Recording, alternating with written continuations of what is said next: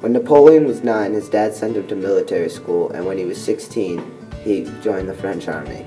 The levée en masse was when the nobles left France, and most of the leadership positions were open. Everyone had to join up, and peasants could become military leaders. He was put in charge of the military, and he did well.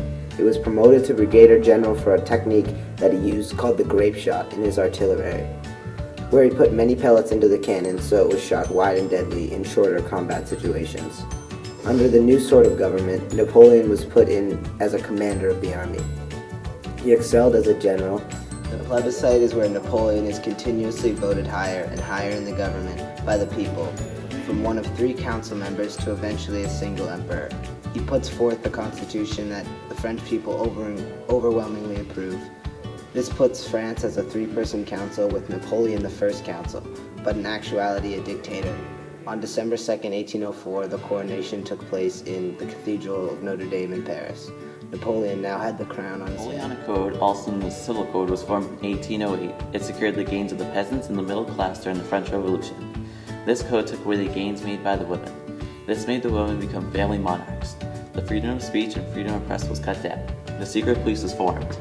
The civil service reforms was when Napoleon became one of the most effective leaders in the military history, based on merit rather than rank.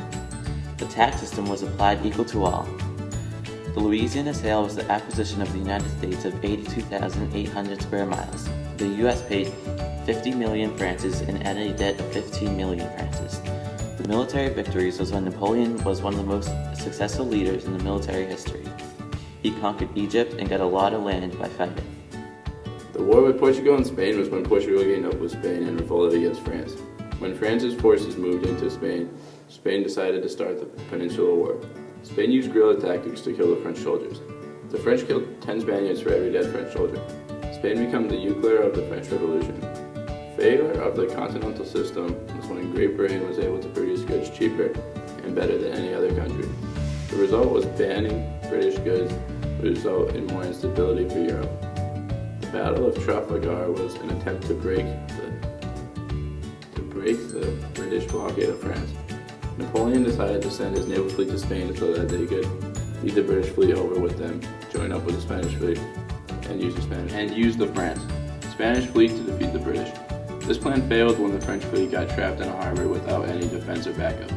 Nelson, seeing his opportunity to destroy the French-Spanish fleet, the losses for France were 10 times the losses of England, but Nelson was killed in the battle destroying any chance of Napoleon ever taking over England. The invasion of Russia on June 24, 1812 was when Napoleon invaded Russia. Napoleon thought it would be easy conquest and predicted the war would be over in 20 days. This ended up being a very bad decision for Napoleon and ultimately resulted in his army failing to conquer Russia. The exile to Elba was when Napoleon was exiled to Elba after the Treaty of Fontainebleau, an island of 12,000. Elba is an island of 12,000, where he was allowed to govern the people and keep his title as emperor. Napoleon attempted suicide with a pill he carried sent to Russia, but was weakened over time, so he survived to be exiled while his wife and son took refuge in Ireland. Napoleon escaped from Elba on February 25, 1825. He landed on the French mainland 2 days later. A regiment was sent to intercept him and made contact.